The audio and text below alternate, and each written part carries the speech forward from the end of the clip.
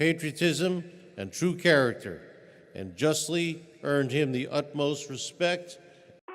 This award, it means more to me than anything I've ever received in my entire life. I'd like to thank my grandfather, Sergeant Jack Gardner, who is now deceased. This would be the happiest day of his entire life. I'd like to thank my mom up here, who... I live inside my own world of make-believe. Kids screaming in the cradles, profanities. I see the world through ice covered in ink and bleach. Cross out the ones who heard my cries and watched me weep. I love everything. Fire spreading all around my room. My world's so bright, it's hard to breathe, but that's alright. Who never picked me up, who never picked me up when I fell. She taught me how to get up when I was knocked down. I thank my uncle for always being there for me. And I thank all of you out here who fought in these wars. You have no idea how big of a deal this is to me. I was not always this strong guy you see. I went through a lot of hard times in my life to get here today. And a story I'll tell you with real quick. I tried once to get in the Air Force to be an Air Force pararescueman. And I quit for the fear of the water. I was 175 pounds. I left the Air Force 4 years later at 300 pounds. I went from 175 to 300 pounds. There's a long story in there on how that came to be. But I sat around and read a book on the Medal of Honor. And those guys, all I wanted to be was an uncommon man. And my whole life, I was not that. Much worse than that.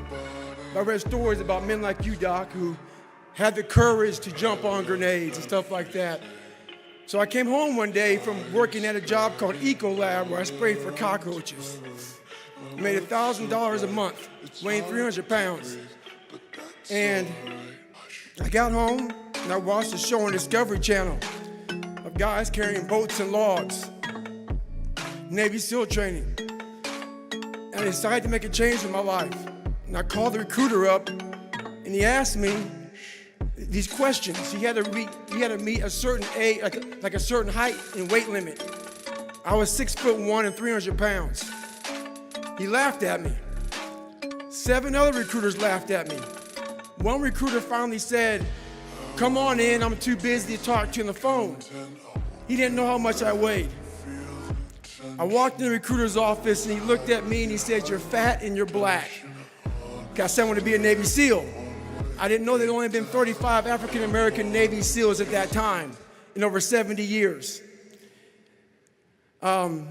He said I basically had to lose 106 pounds in less than 3 months because of my age. I was getting too old. I came back 3 months later, 106 pounds lighter.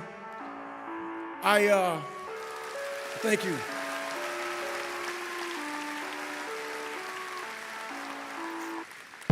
And literally, I spent 18 months going through BUDS, which is a 6-month program.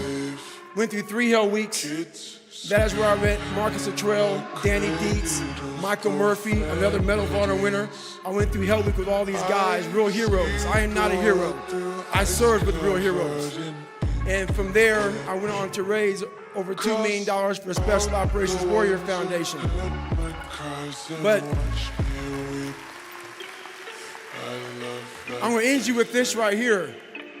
I have the most respect I can possibly muster up for all of you in this room. I know what it takes to be a combat soldier, and I used to look for courage. I thought courage was a man who won the Medal of Honor. It is. But courage is a man who's willing to put those boots on every single day of his life to go out there and fight for this country where nobody even knows what the hell they're doing or where the hell they're at. You do it for the man beside you. Thank you.